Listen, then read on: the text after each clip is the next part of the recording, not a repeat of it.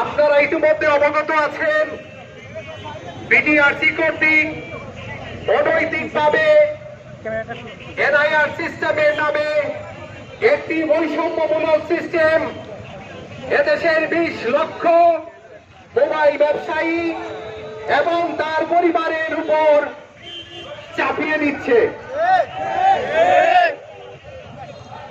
এই বিটিআরসির এই উদ্যোগ এটি কোনো সাধারণ উদ্যোগ নয়, এটি বাংলাদেশের 9টি সিন্ডিকেট, বাংলাদেশের মাফিয়া 9টি সিন্ডিকেটের প্ররোচনায় আমাদের বাংলাদেশের ব্যবসায়ী সর্বোপরি এদেশের জনগণের উপর করের বোঝা চাপিয়ে দিচ্ছে।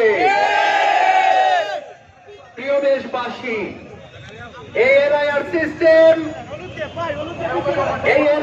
সিস্টেমের বিরুদ্ধে আমরা নই, এদেশের ব্যবসায়ী সমাজ এই এনআইআর সিস্টেমের বিরুদ্ধে নই, কিন্তু বাংলাদেশের এই যে পরিস্থিতি বর্তমান প্রেক্ষাপট, এই এনআইআর সিস্টেম অনতি বিলম্বে কমপক্ষে 1 বছরের জন্য এটা স্থগিত করতে হবে।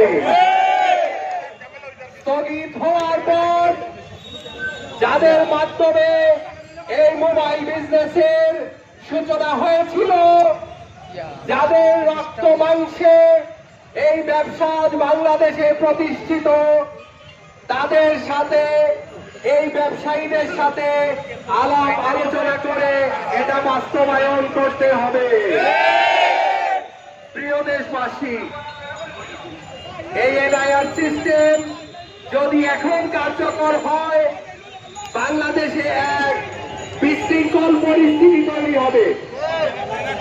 আমরা চাই না সামনে বাংলাদেশের জাতীয় ইলেকশন, একটা বিশেষ মুহূর্ত, আমরা বাংলাদেশে কোন ধরনের বিশৃঙ্খলা, কোন ধরনের অপচার, কোন পদক্ষেপ আমরা চাই না।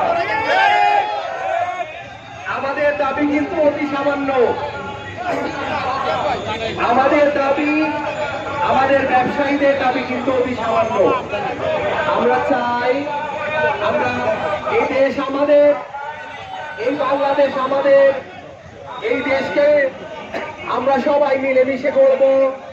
এই বাংলাদেশ আমরা নিয়মিত ট্যাক্স পে করি, কিন্তু এই এনআইআর সিস্টেমের মাধ্যমে যে 57% যে ট্যাক্সের যে বিষয়টা, এটা কোনোভাবেই মেনে নেওয়া যায় না। পৃথিবীর কোথাও মোবাইল ডিভাইসে 57% ট্যাক্স কোনো জায়গায় নেই। এটা আসমান থেকে নিয়ে আসে নাই, ওরা ইচ্ছে করে সিন্ডিকেট তৈরি করার জন্য, মনোপলি বিজনেস করার জন্য 9টি সিন্ডিকেটের ইন্ধনে এই 57% ট্যাক্সের ব্যবস্থা করেছে।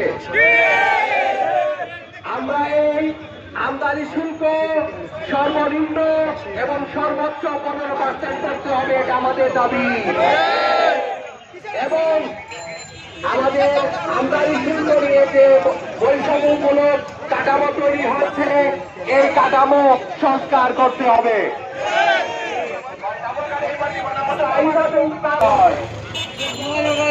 আর আমাদের আমদানি নীতিমালা বড়দেরকে সুবিধা দেওয়া হয়েছে, আমাদের ওরা জাল তৈরি করেছে।